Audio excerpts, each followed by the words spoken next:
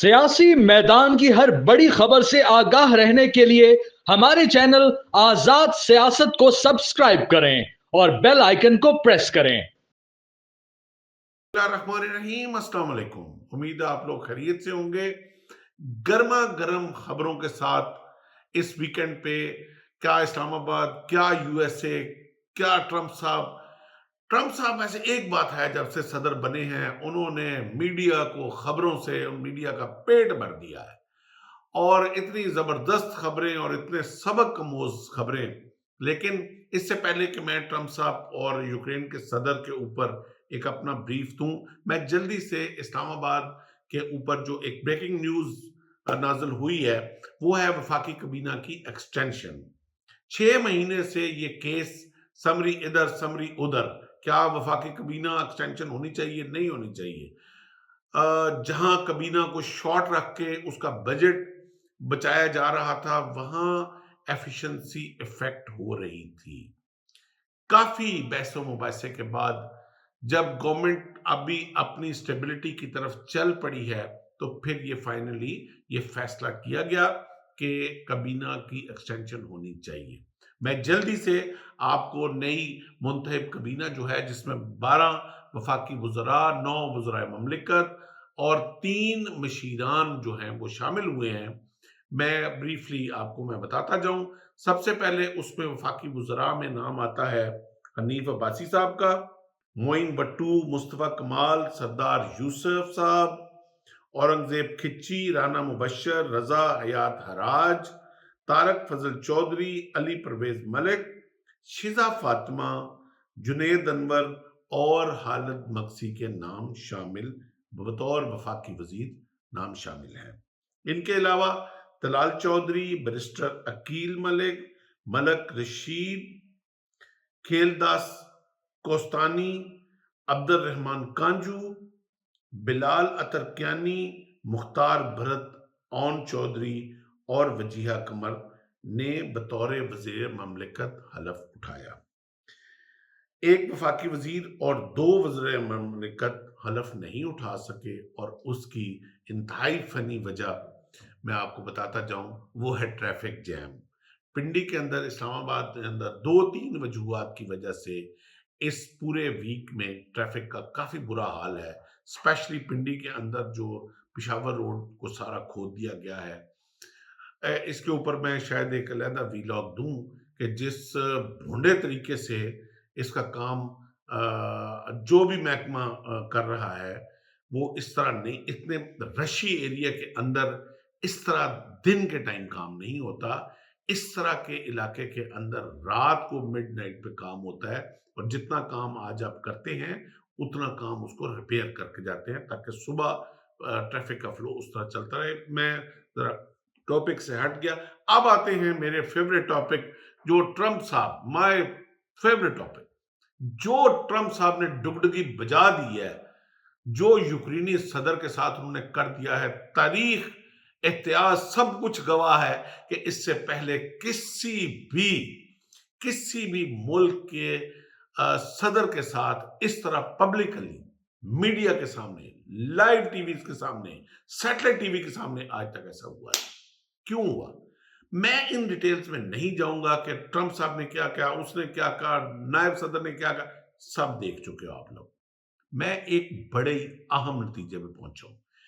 جو چہرہ تھا، آپ لوگوں نے اتنی دفعہ یہ ویڈیو دیکھی ہوگی، ریپیٹڈلی سوشل میڈیا پہ چل رہی ہوگی، آپ لوگوں نے یوکرینی صدر کے چہرے پہ ایک نظر ڈالی جس وقت ٹرمپ اس کی بےزتی کر رہے تھے، نائب صدر اس کے اوپر بمبارڈمنٹ کر رہا تھا، کس بے بسی کے ساتھ، کس لو ٹون کے ساتھ، کس طرح فقیرانہ انداز میں وہ اب اپنی بےزتی کو بچانے کی کوشش کر رہا تھا۔ جو نہ بچی، بیچ چوراہے کے ہنڈیا پھوڑی، اور یہ ایک ہنڈیا صرف یاد رکھیے گا، یہ صرف یوکرینی صدر کی ہنڈیا نہیں پھوٹی، یہ پورے یورپ کی ہنڈیا پھوٹی ہے، یہ پورے یورپ کی اسٹیبلشمنٹ کی ہنڈیا پھوٹی ہے۔ میں بہت بڑا لفظ اب اس کے بعد بولنے والا ہوں، یہ امریکن اسٹیبلشمنٹ کی ہنڈیا پھوٹی ہے۔ اس وقت یہ جو واقعہ ہوا ہے اس کو خدا را قطعی طور پہ ایک ٹرمپ صاحب کی جذباتی امپلسو موومنٹ نہ لیجئے گا. یہ اس نے گھنٹی بجا دی ہے، یہ پورے یورپ کا گھنٹا بجا دیا. اس نے صاف الفاظ میں کہہ دیا کہ تم نے اپنے ڈالر کمانے کے لیے پورے یورپ کو اس نے جنگ میں ڈالا ہے، اور اب میں ایسا نہیں ہونے دوں گا. تم جنگ بند کرو، الیکشن کراؤ اور نکلتے بنو، اس سے پہلے کہ پورے کا پورا یوکرین تمہارے ہاتھ سے نکل جائے. پھر مادنی حال اس نے کہا سائن کرو. جب یوکرینی صدر نے کہا کہ نہیں میں اپنے یوکرین کے مادیات نہیں بیچوں گا تمہیں، تو انہوں نے پھر اوقات یاد کرا دی کہ جب $450 بلین لے کے تم اور تمہارے جرنیل بیٹھے ہو تو اس وقت تمہیں یاد نہیں آیا کہ تمہاری غیرت کیا اور تمہاری قوم کی غیرت کیا ہے. اب یہ سارے چیزیں اس یوکرینی صدر کے چہرے پہ تھی جب اس کی بےزتی ہو رہی تھی. میں اب اپنی قوم سے یہ مخاطب ہونا چاہتا ہوں، اپنے لیڈران سے، پولیٹیکل لیڈران سے، اسٹیبلشمنٹ سے، ملٹری سپاہ سالاران سے اور اپنی قوم سے.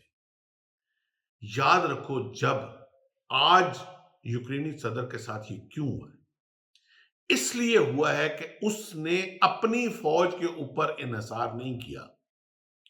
بیسیکلی یوکرینی صدر کون تھا؟ He was not a seasoned politician. وہ ایک خوبصورت آدمی کو چنا تھا یوکرینی عوام نے، اور بقول ٹرمپ صاحب کے کہ وہ مسخرہ تھا. کیا لفظ یوز کیا ٹرمپ نے کہ ایک مسخرے کو انہوں نے. تو وہ ایک خوبصورت ایک صدر چنا جو کہ سیزنڈ پولیٹیشین نہیں تھا، اور اس کو لا کے انہوں نے بٹھا دیا، اور اس نے پوری کی پوری قوم کو اپنے ڈالر کمانے کے چکر میں اس نے پوری کی پوری قوم کا بیڑا غرق کر دیا. ملک کے اس نے حصے بکرے بانٹ دیے.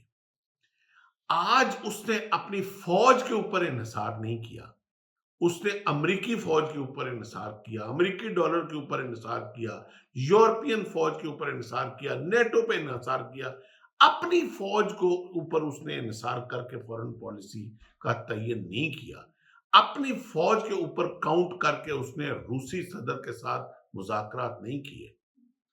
اس نے لوگوں کی پشت پناہی پہ فورن جو ویسٹرن انٹرسٹ تھے ان کے لیے اس نے اپنی فوج کو ڈی گریڈ کر کے، اس نے نیٹو اور یو ایس کے ڈالرز کو اپ گریڈ کر کے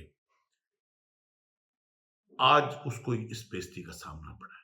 اور یہ آئی اوپنر ہے ہمارے تمام پولیٹیشنز کے لیے، ہماری قوم کے لیے، ہمارے سپاہ سالاران کے لیے، کہ خدا کے لیے اپنی قوم کے اوپر، اپنے لیڈرز کے اوپر، اپنے سپاہ سالاران کے، اپنی فوج کے اوپر انحصار کرنا شروع کر دو. Stop looking towards outside. سب سے پہلے اپنا گھر ہمیں بنانے کی ضرورت ہے. جس دن ہم اپنے گھر میں مضبوط ہو گئے، جس دن ہم اپنے گھر میں ایک ہو گئے، اس کے بعد ہمیں کوئی دنیا کی طاقت جو ہے وہ روک نہیں سکتی ترقی کرنے سے.